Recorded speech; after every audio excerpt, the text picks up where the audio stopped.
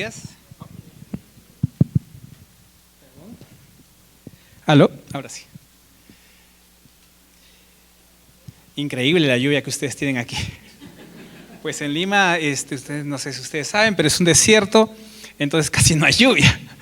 Y salir de la casa de Jimmy con apenas unas gotitas y llegar aquí con una ducha encima es tremendo para un peruano. Oh, perdón. No, ha sido tremendo. Quisiera empezar haciéndoles una pregunta a cada uno de ustedes. Y por favor quisiera que la escuche y se tome unos segundos en pensar y tratar de recordar, ¿sí? Es importante. Quisiera hacerle la siguiente pregunta. ¿Cuándo fue la primera vez que usted se sintió como un ciudadano o como un adulto? ¿Cuándo fue la primera vez que usted se sintió como un adulto, una adulta o un ciudadano? ¿Cuándo fue esa vez? Pues sí, yo he hecho esta pregunta a algunas personas y sí, acá hay una respuesta similar. La primera respuesta fue cuando recibí mi cédula. ¿Verdad? Y la persona que me respondió esto en Lima me dijo, mira, yo llegué a mi casa, agarré la cédula, papá, mamá, respétenme porque soy un ciudadano. Guardó la cédula y le dijo, mamá, ¿tienes un billetito para ir a ver a la novia? Bueno, ahí no fue tan ciudadano. Mi esposa me respondió que la primera vez que ella se sintió ciudadana fue cuando la mandaron a buscar trabajo. Y ella dice, bueno, ya soy ciudadana, ya pues tengo que producir en casa, pero en el fondo ya no quería ir a trabajar. Entonces, pues tampoco fue un buen momento como para sentirse ciudadano, ¿no? Algo que personalmente me pasó a mí fue que yo de pequeño no me gustaba la sopa, el caldito. Nunca me ha gustado. Las verduras sancochadas no han sido mucho de mi deleite de pequeño. Entonces yo recuerdo que un día, más o menos 15 años, le dije a mi mamá, mamá, por favor, no me sirvas sopa. ¿Por qué me sirves sopa? Y mi mamá me dijo, mira hijo, yo te voy a dejar de servir sopa el día que usted venga acá y aporte. Y esas palabras a mí, créanme, o sea, se quedaron grabadas en mi mente y yo estudié, entré a la universidad y yo quería, no saben cómo quería trabajar. Esa fue una motivación más para trabajar. Y fui a trabajar y me acuerdo que ese mes trabajé porque decía, yo no quiero que me despidan, yo quiero llegar a fin de mes y cobrar mi cheque. Y me dieron mi cheque y yo me sentí poderoso con mi cheque. Fui al banco, lo cobré, llegué a la casa y le dije a mi mamá, mamá, por fin, aquí está, por favor, no me vuelvas a servir sopa. Y mi mamá me dijo, muy bien hijo, no te voy a volver a servir sopa, pero acá está el recibo de la luz. Esa es tu nueva responsabilidad. Yo quería volver a la sopa definitivamente en ese momento, ¿no? Pero esa fue mi experiencia. Las culturas que tenemos en nuestros países tienen una forma interesante de cómo te hacen sentir cuando eres adulto. ¿No? Hemos recibido un legado que nos dice, a partir de ahora tú eres adulto. A partir de este momento tú eres una persona hecha y derecha. ¿Verdad? Una última persona me dijo que se sintió adulta el día que pidieron su mano. Ella dijo, ¿alguien se quiere casar conmigo? Uy, ¿y ahora qué hago? Pues cásate, le dije. No, es que yo no quiero casarme todavía. Es interesante, para ella casarse era ser adulta. Increíble, ¿no? Bueno, hemos recibido una herencia cultural, nuestros padres nos han enseñado cosas que nos dicen, usted a partir de ahora es adulto. Hemos recibido un legado y pues conforme vaya pasando el tiempo, a nosotros nos va a tocar dejar un legado también. ¿Sí o no? En nuestros países hemos recibido leyes, culturas, economía, política que hemos heredado de otros. Y nosotros cuando partamos vamos a heredar también a otros cultura, leyes y en nuestras casas una economía, posesiones y diferentes cosas. Mire, en mi país hubo en los años 90 una casi dictadura. Pues ese presidente hoy está preso por corrupción. El que le sigue es Alejandro Toledo, que se supone era el abanderado de la libertad y la democracia. Hoy tiene orden de captura por corrupción. El que le sigue fue Alan García, está como testigo en este momento en la fiscalía defendiéndose de unas denuncias por corrupción. El que le sigue fue Ollanta Humala. Ollanta Humala y su esposa hoy están siendo juzgados por corrupción. Y nuestro actual presidente ya fue citado por lo mismo. Dios mío, 30 años de dejar el legado de corrupción. ¿Y quién sigue? Pero eso solamente pasa en Perú, ¿verdad? No pasa aquí. Por favor, piense un poquito. Estamos recibiendo un legado. ¿Qué legado vamos a transmitir? ¿Qué legado vamos a transmitir? Es una muy buena pregunta.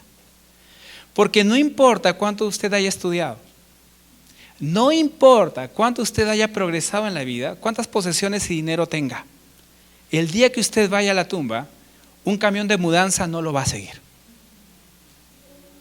Usted va a dejar un legado, cada uno de nosotros, a quienes continúan.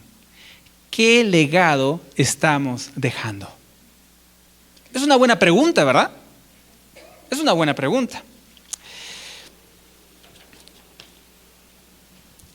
Yo creo que para Jesús el legado era importante. Y uno de los pasajes que muestran la importancia que Jesús le daba a este legado es un pasaje que yo personalmente amo mucho. A mí me ha hablado mucho este pasaje en diferentes momentos de la vida. Y quiero transmitirles un poco lo que el Señor me ha hablado en los devocionales que he tenido. A través de Marcos capítulo 10, versículos del 13 al 16.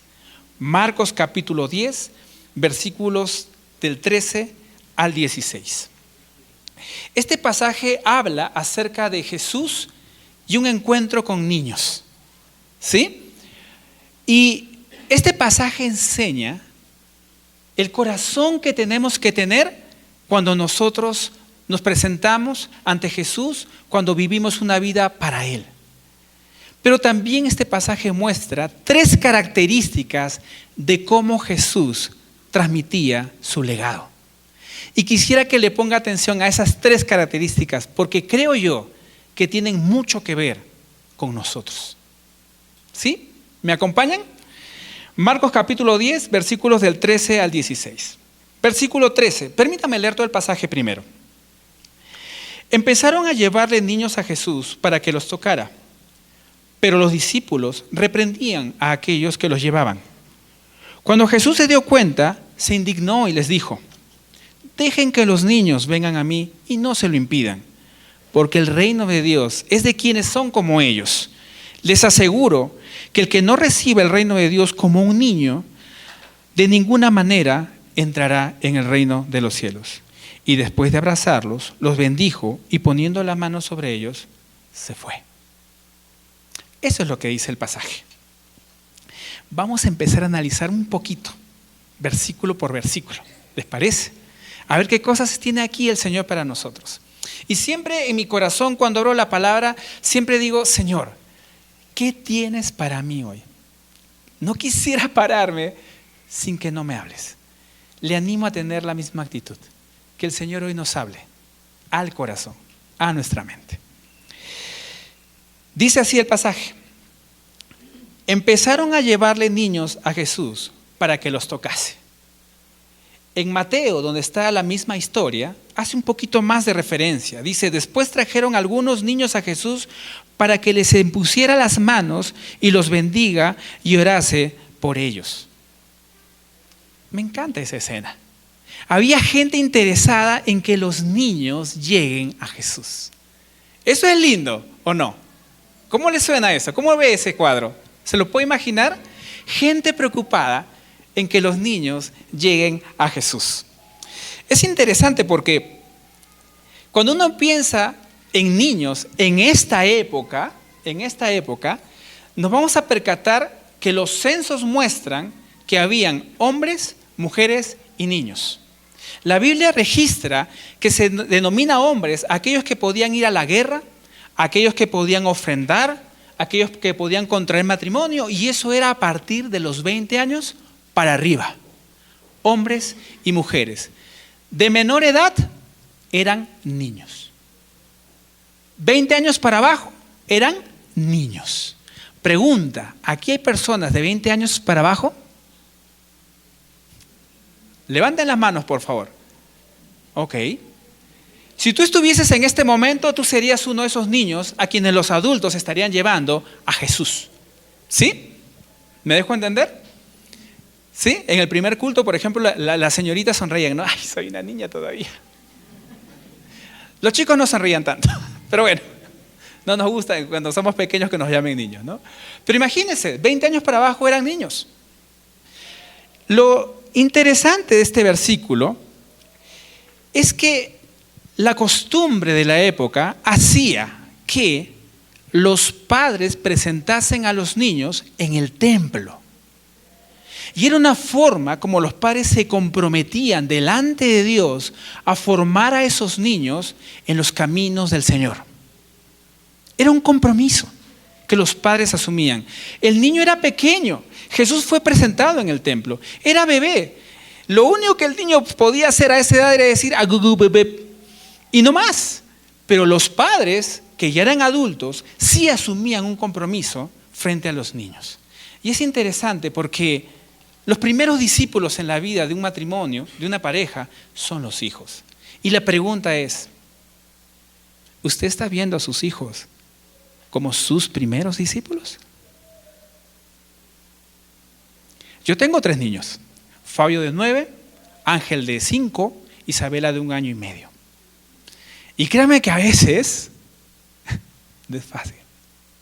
Hace poco una persona nos dijo, Dianita, qué bueno que vengas a Alma, que descanses 3 días, porque eso es saludable mentalmente hablando. Padres de familia, ¿es fácil o difícil criar niños? ¿Es fácil o difícil? Por favor, haga catarsis, suéltese. Es difícil. Pues si alguien dice, ¡ay, es súper fácil! Yo quiero hablar con usted entonces. Yo necesito ser discipulado por usted, definitivamente. Porque no es fácil, es difícil. ¿Verdad que sí? Aquí hay unos padres llevando a sus hijos a Jesús. Pero la Biblia no menciona que son padres. La Biblia menciona que un grupo de personas están llevando a los niños a Jesús. Y mi interpretación personal es que no solamente eran padres, sino también adultos. Que tal vez no tenían hijos, pero que sí estaban interesados en que ellos lleguen a Jesús. Me encanta pensar en esa idea. Adultos queriendo llevar a jóvenes menores de 20 años a Jesús. Es interesante porque a mí me han advertido, yo con mi hija Isabela tengo una relación muy especial. Yo he tenido 2 niños mayores, 2 niños hombrecitos, Fabio y Ángel, y con ellos pues los juegos con niños hombres como son.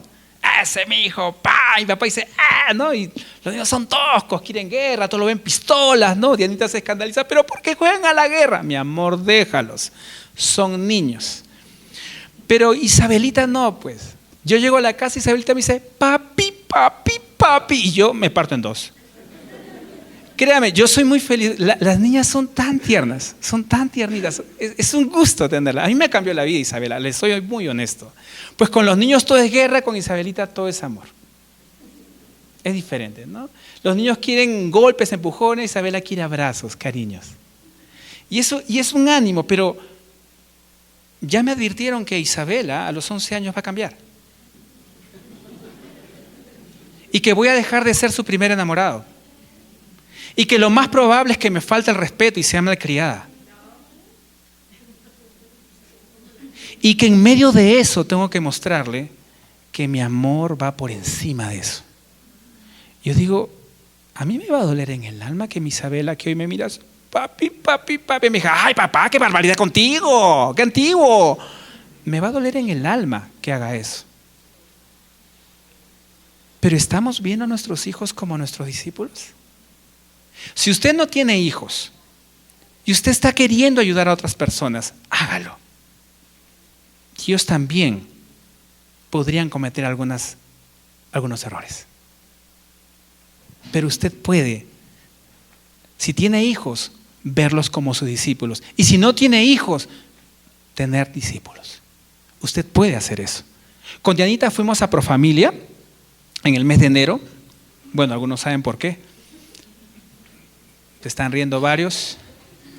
Gus, después hablamos. Pero bueno, fuimos a Profamilia y como Dianis me dijo, vimos a madres hermosas con niñas de 14, quizás 15 años, hermosas, viendo temas de control de la natalidad. Yo no voy a decirle si está bien o no. Lo único que le voy a decir es si usted ve a sus hijos, a sus hijas, como sus discípulos, a quienes les está transmitiendo la palabra del Señor. ¿Estamos viendo a nuestros hijos como discípulos? Y si no tenemos hijos, ¿estamos discipulando? ¿Estamos llevando a otras personas a Jesús? En el caso de los padres, nos van a llamar la atención. A ver quién es el papá de este niño y nos van a mirar. Pero si usted no tiene hijos, usted lo lleva el lazo del amor. Y yo le animo a que lo siga haciendo. Que siga buscando a otra persona, llevándola a Jesús. ¿Qué legado estamos dejando? Yo recuerdo que Fabio llegaba del colegio y yo le preguntaba: hijo, ¿cómo te ha ido en el colegio? Bien. Día 20. Hijo, ¿qué tal el colegio? Bien. Día 45. Hijo, ¿qué tal? ¿Cómo te está yendo? Bien. Y créame, a mí me desesperaba que me diga bien. Ahora entiendo a mi esposa cuando llegó del trabajo, ¿no? Porque a mí me desesperaba cuando me decía bien. Entonces empecé a leer un poquito de qué hago, y llegué a un anuncio que decía que a los niños hay que tener creatividad para preguntarle a los niños. Y daban unas ideas, así que apliqué una de las ideas. Como mis hijos aman Star Wars, ellos aman Star Wars, yo les decía: Fabio, si tú fueses un caballero Jedi y tuvieses tu espada láser y tú defendieses la fuerza y entras a tu aula, ¿quién sería el Sith a quien tú atacarías? El Sith sería Santiago, papá. A ese tendría que meterle mi sable láser. Y empezamos a hablar de Santiago. No es fácil hablar con las nuevas generaciones, pero hay formas creativas de hacerlo. Y eso es parte del discipulado que tenemos que hacer. Un amigo me contó algo muy gracioso, que vio a su hijo que llegó un poco preocupado más de lo normal. Es esa preocupación acompañada de tristeza. Y la mamá se acerca y dice: hijo, ¿qué tal? Hijo, ¿qué te pasa? Nada, mamá, no me pasa nada. Porque las mamás no siempre, las mamás llegan y el escáner y ya está. Solamente le falta el horario y los nombres, nada más le falta. ¿Sí o no? Entonces la mamá va y le pregunta y dijo: bien, mamá, todo tranquilo. El papá se acerca, lo ve que está ahí más tranquilo, después en la tarde se acerca y dice: oye, hijo, ¿qué tal? ¿Cómo estás? ¿Qué tal el partido? Bien, papá. Oye, ¿tú sabes lo que pasó? Tú sabes que tengo un amigo, porque ese es el cuento, ¿no? Tengo un amigo que tiene su hijo y su hijo estaba en unos problemas, pero el hijo no le contó al papá. Si el hijo le hubiese contado al papá los problemas de los que se hubiese librado ese niño, pobre muchacho. Y el hijo: papá, tengo un amigo que tiene un problema. Formas creativas como podemos llegar a nuestros hijos, a los jóvenes, a las parejas jóvenes. Preguntas claves que podemos hacernos unos a otros en el interés de querer llevarlos hacia Jesús. Debemos hacerlo.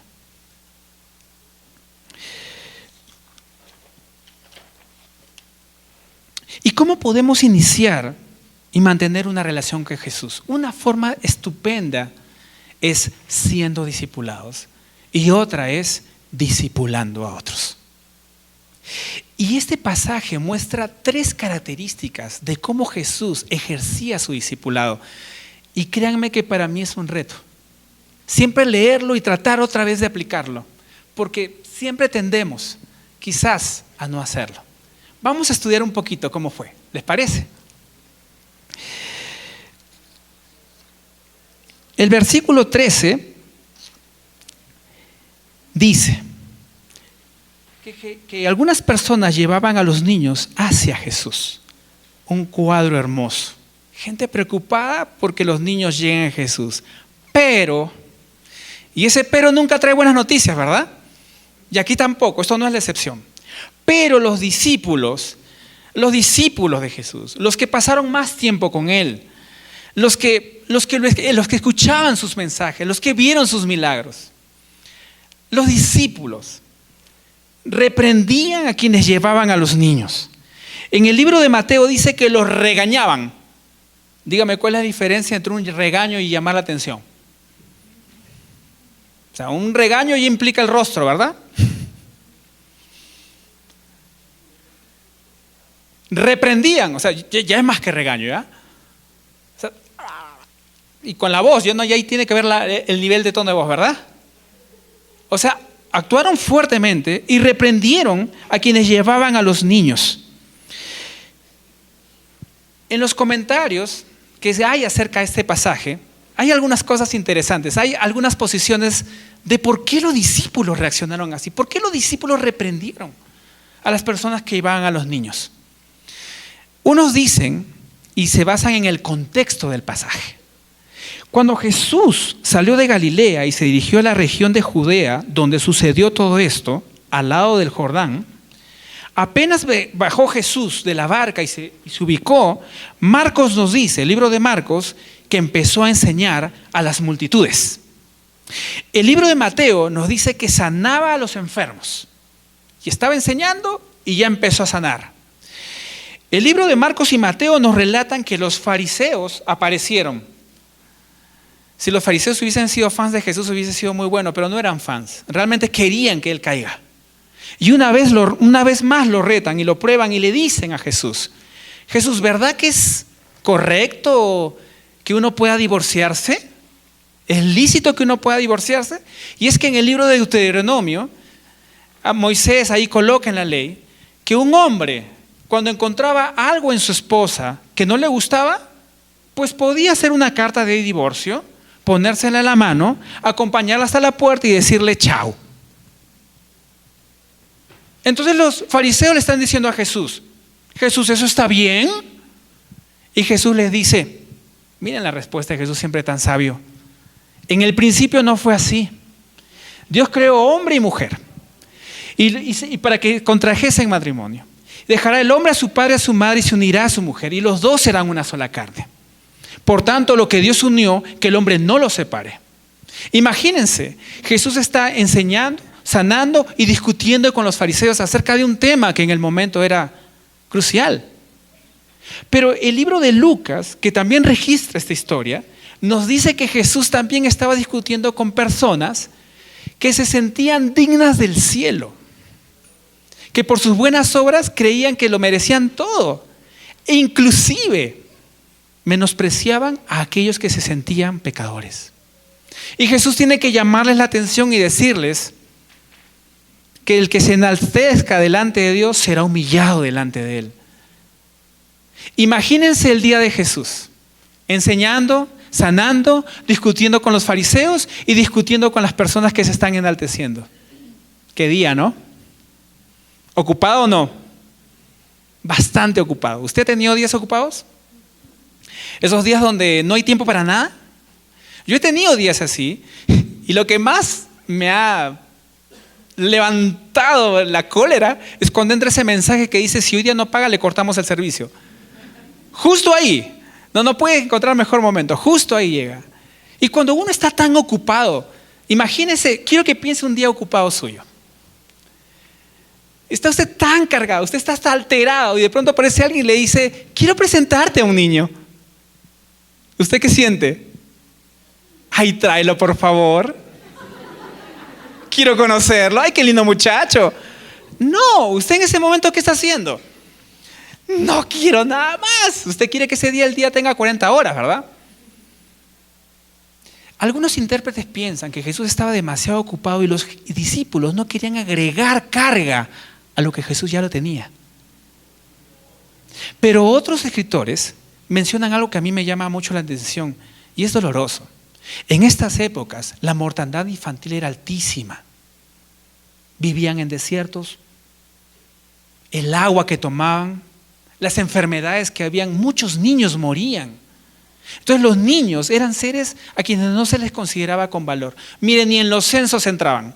Porque ¿para qué vamos a censar los niños si en un tiempo se nos van a morir más de la mitad?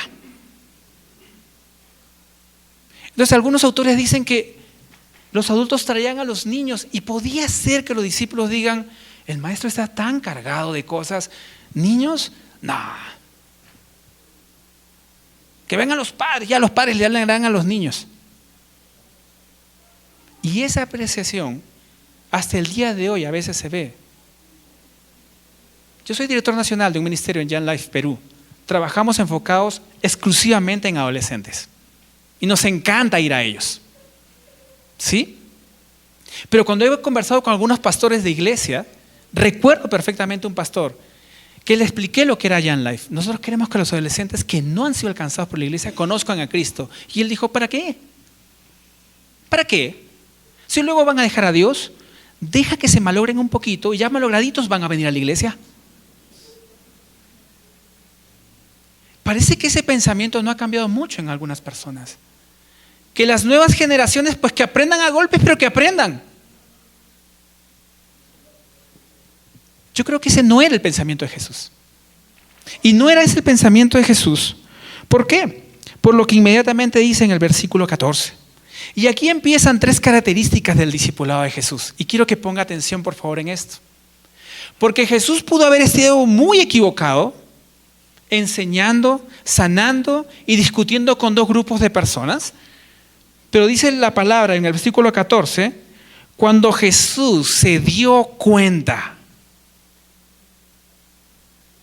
Cuando Jesús se dio cuenta que sus discípulos estaban renegando, molestando, fastidiando, enfurecidos con la gente que traía a los niños, ese se dio cuenta me llama la atención. Porque Jesús no podía tener tiempo, pero sí tenía interés en sus discípulos. Y a veces pasa, cuando hablamos con los jóvenes, con los adultos, yo no tengo tiempo, realmente no tengo tiempo. Pero pasa cuando somos jóvenes, que no tenemos tiempo para nada hasta que aparece la chica linda y nos sonríe. Y el tiempo parece, ¿sí o no? Hace poco con Dianita entramos a un centro comercial a hacer compras y literalmente lo que teníamos que hacer en 1 hora y media, teníamos que hacerlo en media hora. ¿A usted le ha pasado eso? ¿Que lo que tiene que hacer en 1 hora y media tiene que acabarlo como sea en media hora? ¿Le ha pasado o soy el único extraterrestre?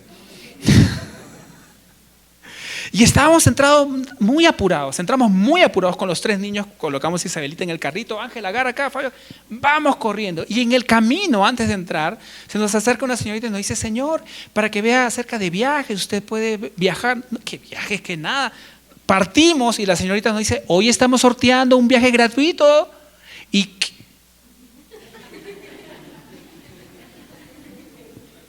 apareció el tiempo. ¿Será que el tiempo aparece cuando realmente nos interesa, cuando está en nuestro corazón, cuando está en nuestra mente? Pues si las nuevas generaciones no están en nuestra mente y en nuestro corazón, nunca va a haber tiempo para ellos. El día de hoy, con el tipo de tecnología que nos acompaña, con la presión que vivimos, con el estrés que vivimos, dar tiempo es una muestra clara de dar amor. Y usted puede dar amor. Y usted puede dar tiempo si está en su corazón. Jesús se dio cuenta. Se dio cuenta porque Jesús tenía un discipulado cercano, pendiente. ¿Cómo está usted con sus hijos? ¿Cómo está con los jóvenes? Con parejas jóvenes, con gente que tiene menor edad o experiencia que usted. ¿Cómo está relacionándose con ellos? ¿Les está dando algo de tiempo? ¿Conoce que viven hoy? Fabio un día entra a la casa, así, entra con esa sonrisa de estar en las nubes, ¿sí? Le digo, Fabio, ¿qué pasa? ¿Estás contento? No, papá, no estoy contento. Dije, algo pasó. Una semana después me contó que una niñita lo saludó y le dijo que era guapo. Una semana para que me cuente. Requiere tiempo, ¿verdad? Requiere estrategias, creatividad, requiere amor. Y usted puede darla. Jesús se dio cuenta porque tenía un discipulado cercano. Pero no solamente se dio cuenta, sino que al ver lo que hacían, dice la Biblia, se indignó. Y esa palabra es interesante porque Jesús caminó con los discípulos mucho tiempo, pero sus discípulos fallaron. Pedro fue llamado por Jesús Satanás. Apártate de mí, Satanás. Pero también lo llamó pescador de hombres. Pedro traicionó a Jesús con la advertencia de Jesús cuando Pedro antes de eso le dijo: yo voy a morir primero antes de traicionarte. Pero Jesús estuvo con él hasta su restauración y al final le dijo: apacienta mis ovejas. Nuestros hijos nos van a fallar. Las nuevas generaciones van a fallar así como nosotros fallamos. Y eso no fue para Jesús una excusa para detenerse y dejar a las personas. Algo que aprendemos en Young Life cuando nosotros recibimos a Jesús es inmediatamente ir por otro joven. A los 16 años yo empecé a ayudar a otro joven, se llamaba Pepe. 14 años, 2 años menor que yo. Hoy tiene 44 y hoy no está en los caminos del Señor. Pero hace 2 años nos encontramos, tomamos un café. Y una de las cosas que Pepe me dijo fue que lo más impactante en su vida fue encontrarse con Jesús, que no ha habido nada igual que eso. Cuando yo escuché eso, yo decía: Pepe se habrá metido en la filosofía, se habrá metido en diferentes cosas, pero él sabe quién es Jesús. También tengo discípulos que hoy son pastores. Tengo 2 de ellos que son pastores, uno en Uruguay y otro en Lima. Hay uno de ellos que está en una iglesia que no me agrada mucho, pero si Dios lo ha llamado, no me tiene que agradar a mí. A veces queremos que nuestros hijos vivan nuestros sueños. Y yo me he equivocado mucho con esto. Yo quería ponerlo a Fabio en el colegio que yo hubiese querido estar. Pero he tenido que entender que Fabio tiene una forma de ver las cosas y entender que él debe llegar a los caminos que Dios tiene para él y yo debo ayudarlo a vivir eso. No ha sido sencillo para mí. Las nuevas generaciones pueden tener otras formas de ver las cosas. Es más, el nivel de información que manejan ellos es mayor. Le aseguro que saben más que usted. Se lo aseguro. Pero él no es más sabio que usted. Usted ha vivido más. Usted ha experimentado más. Usted se ha equivocado más y ha acertado más que él. Él lo necesita. Ella necesita su consejo. Las nuevas generaciones necesitan sus consejos. Y es interesante porque Jesús no desecha a los discípulos. No los agarra y dice: ¡qué barbaridad! ¡Fuera de acá! No. No los reprendió como ellos lo estaban haciendo. Sino que Jesús los corrige de inmediato y les dice: dejen que los niños vengan a mí y no se lo impidan, porque el reino de Dios es de quienes son como ellos.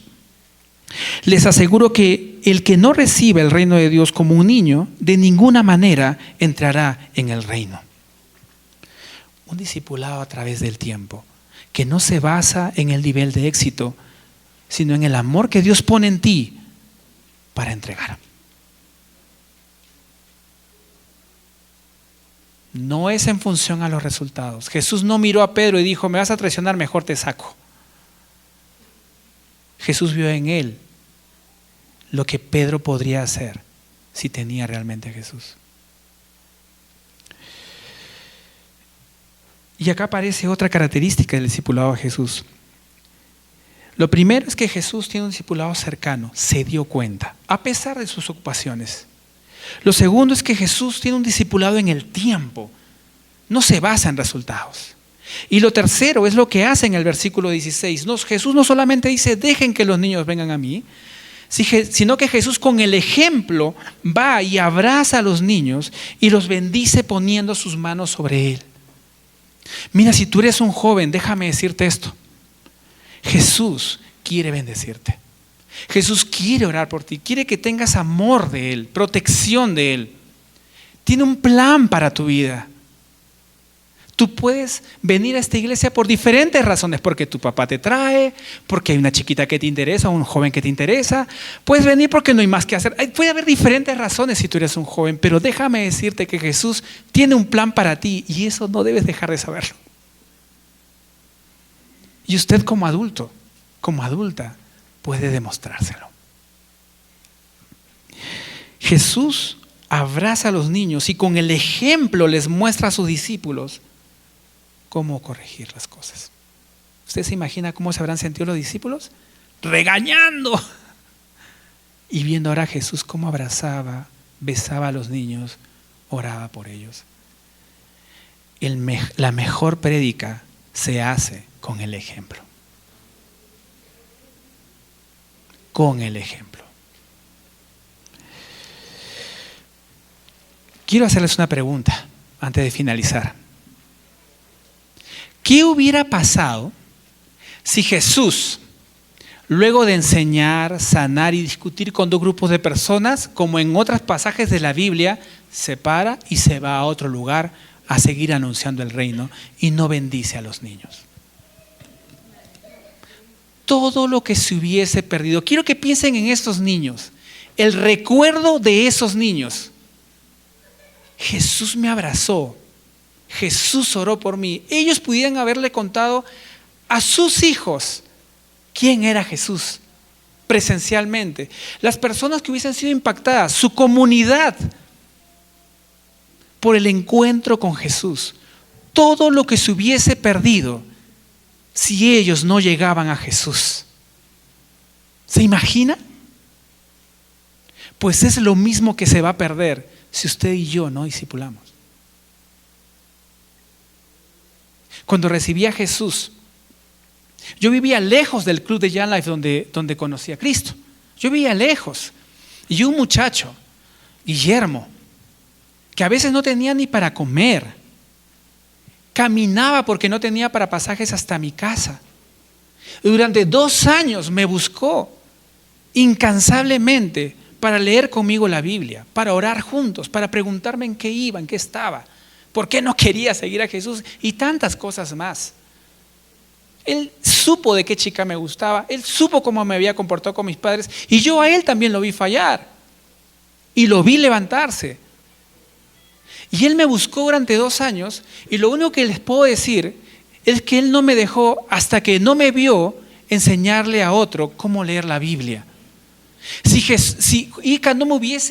Guillermo no hubiese llegado a mi vida de esa manera, yo no estaría aquí, no hubiese sido director de Young Life, no me hubiese casado con Dianita, no hubiese tenido a Fabio, Ángel e Isabela, no hubiese sido predicador desde los 18 años en el ministerio. Lo que trato de decirles, amigos, es que cuando dejamos de darle la oportunidad a alguien, se está perdiendo mucho. ¿Qué pasa si a usted no le hubiesen compartido la palabra? Todo lo que se hubiese perdido. Por favor, no le quite esa oportunidad a los demás.